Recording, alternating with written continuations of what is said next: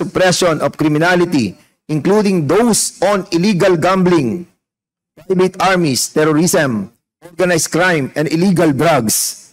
As a matter of fact, the committee has been holding a series of hearings into the illegal buy-bust operations being conducted by unscrupulous members of drug enforcement units of the Philippine National Police. Importante din po yung AMLAC. Sapagkat dito po natin nakita ang koneksyon ng pag-ikot ng pera ng involved sa BOGO at ganoon din po sa drug syndicate in these areas. During the succeeding hearings, the committees heard the testimonies of many personalities like Attorney Harry Roque, si Mayor Jing Capili, si Mr. Dennis Cunanan, Julian Linsangan, and among others, at marami pang iba. These all personalities that I mentioned. And one briefing on the alleged extrajudicial killings or EJ case committed during the implementation of the war on drugs policy under the administration of former President Rodrigo Duterte.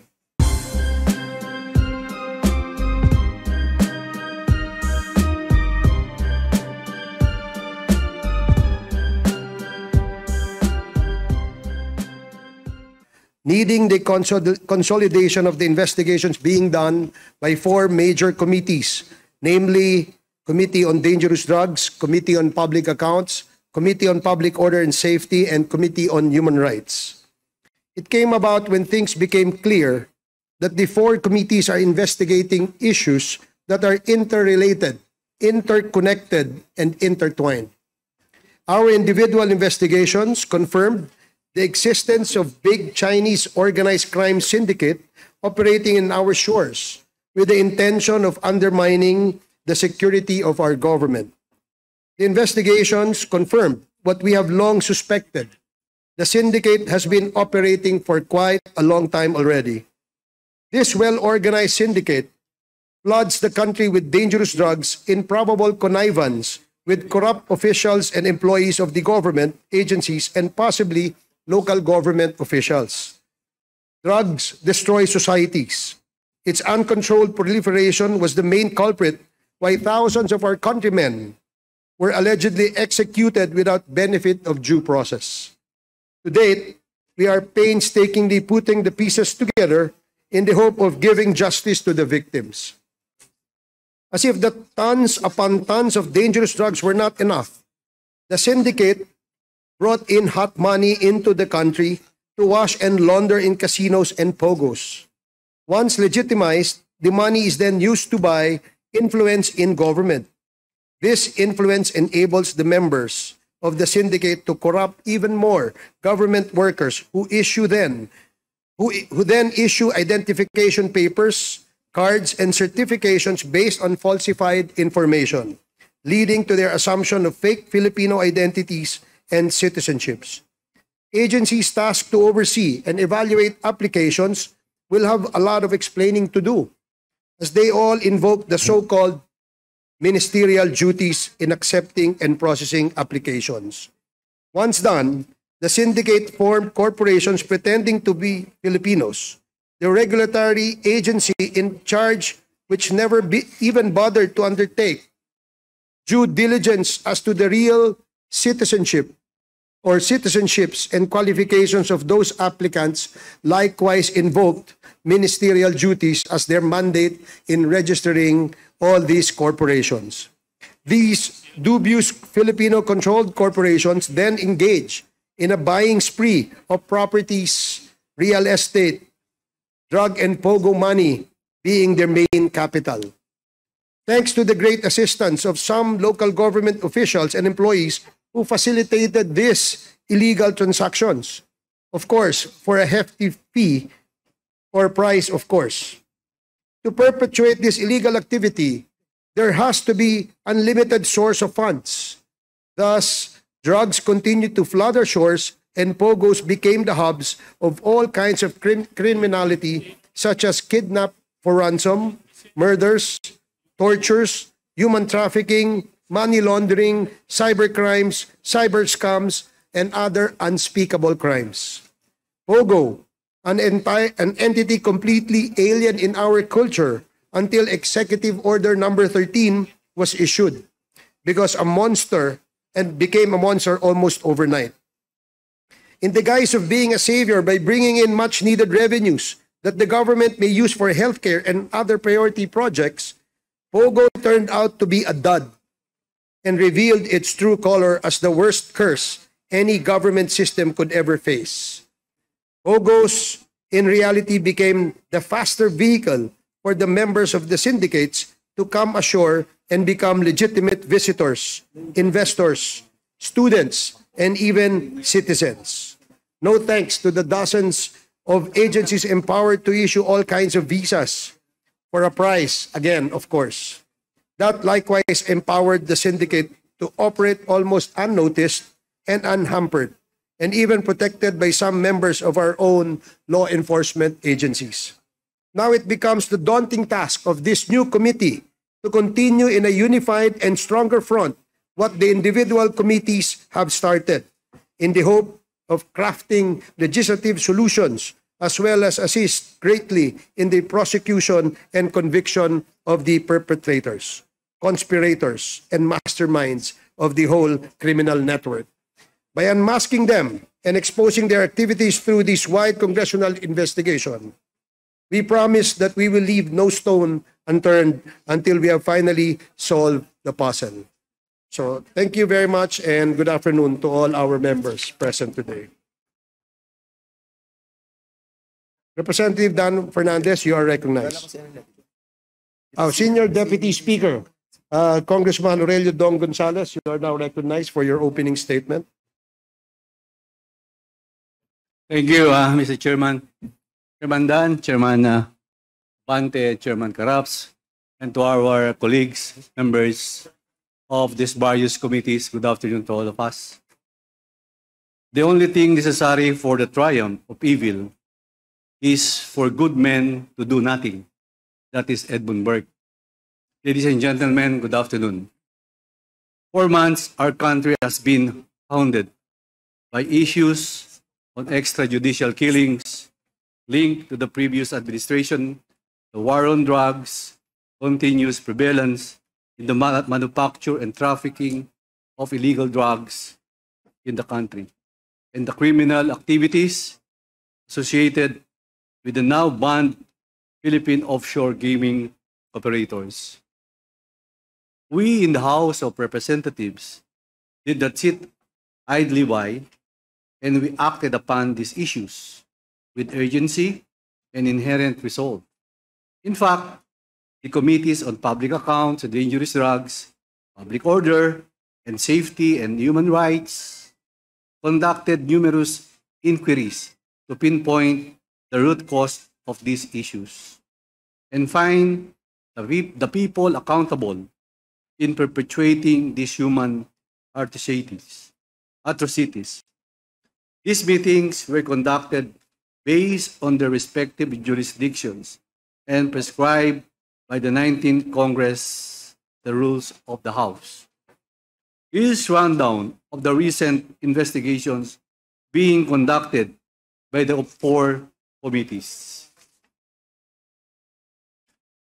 The Committee on Public Accounts investigated the anomalous and irregular purchase of 10,000 square meters of land in Mexico, Pampanga, wherein a certain A.D. Tai Yang bought an agricultural parcel of land with an aggregate amount of 3 million pesos, which he later sold to the local government unit with an exorbitant price of 29.5 million pesos. It was later revealed that Mr. A.D. Yang is involved in a network of illicit activities with broader implications to national security. During the course of the investigation, it was found out that A.D. Tai Yang is a Chinese national who illegally obtained a Filipino identity. He is likewise the CEO of Yatay Industrial Park and either an incorporator or connected with Yatay International, Omni, Sunflare, Golden Sun 999, among others. It was later identified that A.D. Tai Yang is likewise an incorporator of Empire 999, where a 3.6 billion peso worth or more than 560 kilos worth of shabu were seized in one of their warehouses. Meanwhile, the Committee of Dangerous Drugs investigated the seizure of illegal drugs in a warehouse in Mexico, Pampanga. Again, the confiscated drugs last September 2023 is considered the biggest drug haul of the Marcos administration at that time. During the proceedings, information provided by the SEC linked Eddie Taiyang to a certain Willie Ong, both serving as incorporators of Empire 999. Both were Chinese nationals who are pretending to be Filipinos and who obtained fake certificates of live births, passports, and other documents. The panel found that ex-Duterte advisor Michael Yang's interpreter Lincoln Ong, a prominent figure of the Parmali scandal, is also incorporator of a firm with alleged ties to all other shell activities, including Empire 999. The committee then invited Mr. Michael Yang to shed light on the interlocking incorporators of all the corporations connected with Empire 999 Realty Incorporated. In his testimony, former Police Colonel Eduardo Acierto involved Michael Yang in the illegal drugs trade in the country. Just recently, Mr. Yang was cited in contempt due to his continuous absences in the proceedings and utter disregard for the invitation sent to him. On the other hand, the Committee on Public Order and Safety, joined with the Committee on Games and Amusement, discovered the connection of illegal Philippine offshore gaming operators of illegal drug operations. Last August 5, House officials led Speaker Martin G. Romualdez and myself, Committee Chairpersons Dan Fernandez, Antonio Ferrer, Robert Ace Barbers, Joseph Stephen Paduano, Romeo Acop, Representatives Johnny Pimentel and Janet Garin, and Pao Sisi, Undersecretary General Gilbert Cruz, visited Junyuan Technology Inc. Imbamban Tarlac, Lucky South 999, Gaming Incorporated in Porac, Pampanga, and a warehouse owned by Empire 999 Realty Corporation in Mexico, Pampanga, where the 3.6 billion worth of illegal drugs was found. Finally, the Committee on Human Rights produced considerable output composed of testimonies of the kin of drug war victims that can potentially be used as additional evidence by ICC prosecutors in their pursuit of justice against the bloody campaign of war on drugs on the previous administration. Dinaluhan po natin ang lahat ng committee meetings na ito. And in the course of these inquiries, I can positively deduce that the issues being scrutinized by each committee are correlated and intertwined with one another. There were identical and common personalities involved, and there are intervening circumstances and interwoven issues based on factual antecedents and were discovered during the hearings. Kaya naman, I called for a joint investigation by the four committees during my privileged speech last August 5 to warrant a holistic and comprehensive submission of a report of the plenary. A unified investigation will strengthen on trust. Consolidating resources will give us faster results, which more than ever is critical as we are racing against time. A protracted investigation is utterly unacceptable because the stakes are too high and too precious to lose. Through our collective efforts and iron-willed resolve, we can finally put an end to this menace. Magsisilbi itong makabuluhang legacy para sa ating lahat na bahagi ng 19th Congress. This will also be our major contribution in the current administration hopes for a bagong Pilipinas. On that note, Mr. Chairman, thank you very much. Nakalpong salamat. Suppression of criminality, including those on illegal gambling, private armies, terrorism, organized crime, and illegal drugs.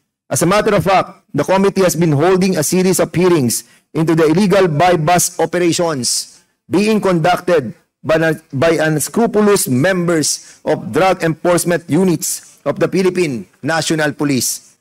On July 5, 2024, the Speaker ordered a comprehensive congressional investigation into the criminal activities linked to POGOs. He declared that the move will underscore the government's commitment to curbing illegal activities and ensure that existing regulations are effectively enforced. He further stated that it is imperative to identify and unmask the masterminds and protectors behind the illegal POGO operation so that they can be prosecuted to the fullest extent of the law. Pursuant to the directive of the Speaker, the Committees on Public Order and Safety and Games and Amusements commenced the joint motu proprio inquiry in aid of legislation into the proliferation of criminal activities and unlawful acts linked to POGOs, with the end in view of recommending corrective actions.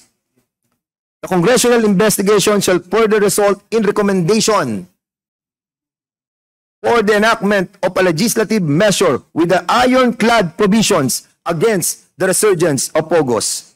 The Committees on Public Order and Safety and Games and Amusement conducted 4 meetings, with the initial hearing held on July 17, 2024, and succeeding hearings on July 23, 31, and August 7, 2024. On August 5, 2024, the committee chairpersons, together with the Speaker, the Senior Deputy Speaker, and fellow legislators, also conducted an ocular inspection of Sun U1 Technology Incorporated, which is situated in the Baupu compound in Bamban, Tarlac, and Lucky South 99, which is located in the multi-hectare Royal Thai Court property in Porac, Pampanga. These POGO hubs have been shuttered following joint law enforcement operations conducted early this year. During our initial hearing, we found out that among the crimes associated to POGOs are murder and homicide, human trafficking, torture, prostitution, forcible abduction, kidnap for ransom, robbery, extortion, drug trafficking, cybercrime, money laundering, and tax evasion.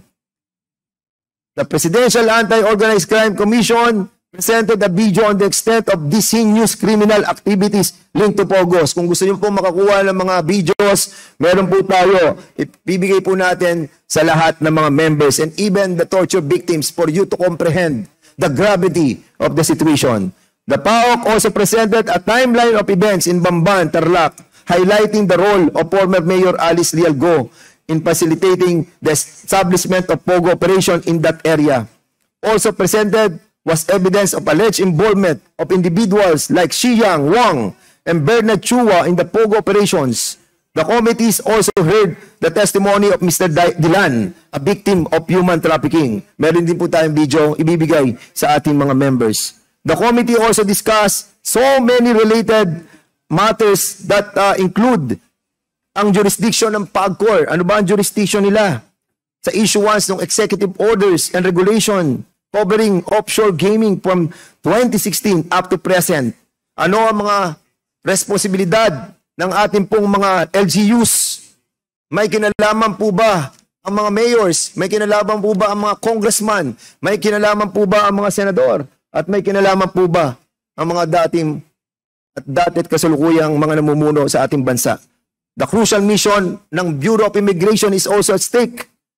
The responsibility of the National Telecommunication Commission, the DTI, the DICT, ating mga telcos companies in exposing the fraud committed by illegal POGOs in preventing the misuse of SIM card registration and distribution and in providing valuable data on internet usage.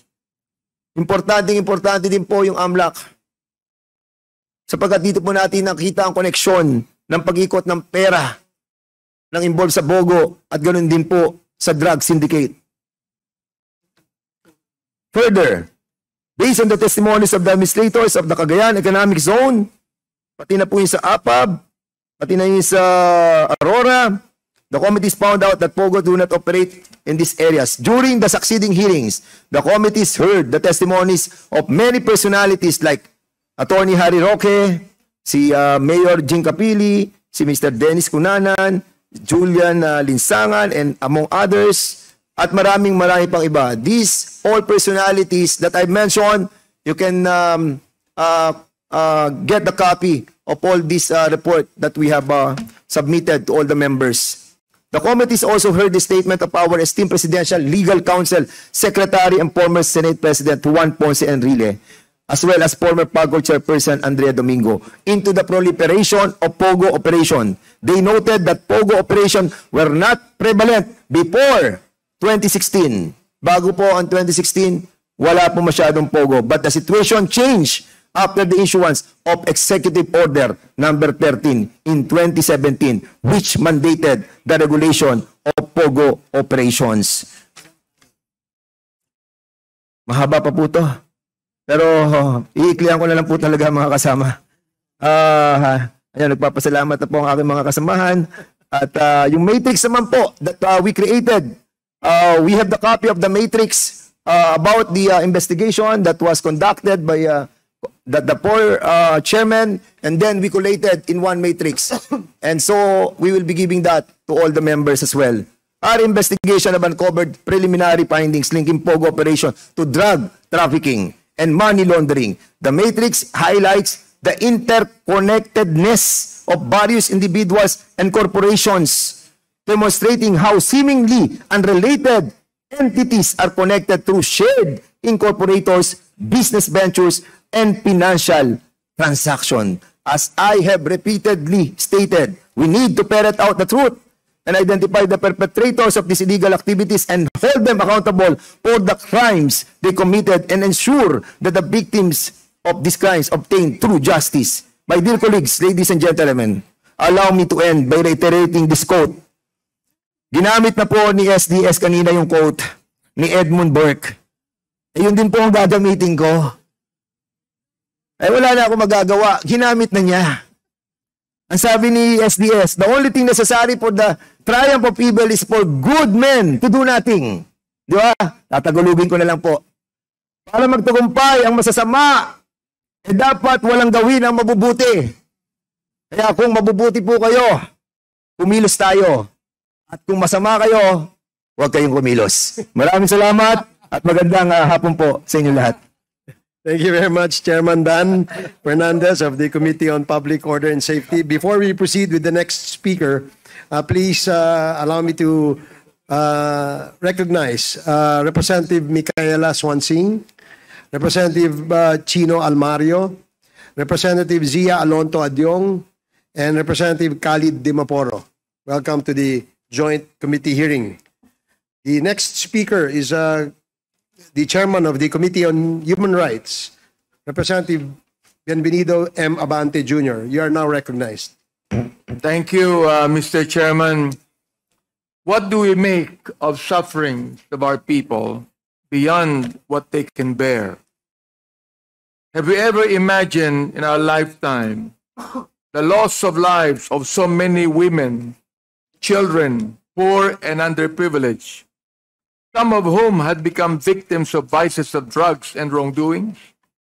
Many of them, perhaps all of them, who were violently shot at, were innocent until proven guilty by the courts of law. And yet, none of those thousands instantly killed during the war on drugs policy of the past administration were exacted with justice. Our Constitution declares, and I quote, "No person shall be deprived of life, liberty, and property without due process of law, nor shall any person be deprived the equal protection of the laws." But this constitutional provision was unceremoniously blotted out by the blood and tears of the victims of extrajudicial killings. From 7,640 illegal drug suspects who died in police operations to a total of recorded 20,322 deaths for the period of July 1, 2016 to November 27, 2017, or a daily average of 39.46 deaths. The death of one person is a tragedy. The deaths of thousands is an even greater tragedy. Isaiah 1:17 and Psalm 82 verse number 3 tell us, and I quote, "Learn to do well, seek judgment, relieve the oppressed, judge the fatherless, plead for the widow, defend the poor and fatherless, do justice to the afflicted and needy." Today, the journey of ferreting the truth, seeking justice and healing of our people begins with this very important meeting. Good afternoon, honorable members and chairman of the Joint Committee on Dangerous Drugs, Public Order and Safety, and Public Accounts. The Committee on Human Rights has conducted 5 public hearings and 1 briefing on the alleged extrajudicial killings, or EJKs, committed during the implementation of the War on Drugs policy under the administration of former President Rodrigo Duterte. In the agenda were House Resolution number 14, introduced by Representative Raul Daniel A. Manuel, in privileged speech of Representative Castro, delivered in the plenary on November 8, 2023. Pursuant to its mandate under the rules of the House, the Committee on Human Rights is cognizant that our inquiry in aid of legislation focuses on, and I quote, "all matters directly and principally relating to the protection and enhancement of human rights, assistance to victims of human rights violations and their families, the prevention of violations of human rights, and the punishment of perpetrators of such violations." In the exercise of the constitutional powers of Congress to conduct inquiries in aid of legislation articulated in Section 21, Article 6 of the Constitution, the committee abides by the House Rules of Procedure governing inquiries in aid of legislation and have respected the rights of our witnesses of due process, interparliamentary courtesy, and legal processes required in the inquiry. Incumbent and former public officials from the Office of the President, the Philippine National Police, the Commission on Human Rights, the National Bureau of Investigation, the Philippine Drug Enforcement Agency, the Department of Interior and Local Government, Office of the Solicitor General, and other relevant government offices were invited and heard during the hearings to shed light on pertinent issues in the inquiry. A total of 21 relatives of victims attended the hearings, together with the Rights Up for Life and for Rights advocates and legal counsels from the National Union of People's Lawyers and Center for International Law, and narrated the circumstances surrounding the deaths of their family members. The committee likewise issued invitations to the incumbent Senator, Honorable Ronald Bato de la Rosa, as well as the former President Rodrigo Duterte, Attorney Harry Roque, former presidential spokesperson DOJ Secretary Gizmin Rimulya, and former Solicitor General Attorney Jose Calida. However, the aforementioned personalities failed to appear before the committee. The committee has identified the following as the key issues to be resolved in our inquiry. Number 1, whether human rights violations have been committed against civilians, particularly on women and children, during the implementation of the anti-illegal drugs campaign of the Duterte administration. Number 2, whether the state's obligation to respect, protect, and fulfill human rights have been fully adhered in the course of the anti-illegal drugs campaign.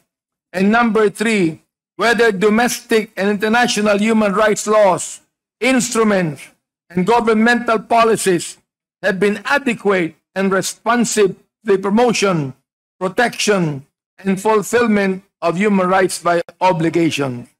Thus, please allow the chairperson to discuss the issues and findings in seriatim. As preparatory on the statistical data on the extrajudicial killings, the committee had been presented with multiple reports indicating that there had been massive nationwide drug-related killings within the period July 2016 to June 2022. The killings were classified to have been implemented by police operations, unknown perpetrators, similar to Sinaloa type of killings, which were notorious in Latin America drug cartel. The 2017 year-end accomplishment report of the Duterte administration highlighted as key accomplishments the deaths of 3,967 drug personalities and 16,355 homicide cases under investigation as of 30 September 2017. In addition, the PNP reported that there was a total of 7,640 illegal drug suspects who died in police operations. 2,053 of these were recorded in the first 6 months, July to December of 2016. Meanwhile, other government agencies and international human rights organizations, such as the CHR and the United Nations Office of the High Commissioner for Human Rights, domestic human rights organizations, such as the Free Legal Assistance Group, and Third World Studies, University of the Philippines, Diliman, have their respective data vetted from their own investigations and information gathering devices. With CHR's investigation of the 3,900 cases of drug-related killings, it has observed that killings in relation to the anti-illegal drug campaign have been widespread, spanning across all administrative regions in the country. The UNOHCR reported in their report dated June 2020 that there were at least 8,663 drug-related killings as of February of 2019. Academic research from the HUS project of UP gathered around 5,348 recorded deaths. Attorney Chel Jokno of FLAG cited unassailable data which were stated in a Supreme Court en banc extended resolution that indicated that the Duterte administration's anti-drug war from July 1, 2016 to November 27, 2017 recorded a total of 20,322 deaths, or a daily average of 39.46 deaths. The breakdown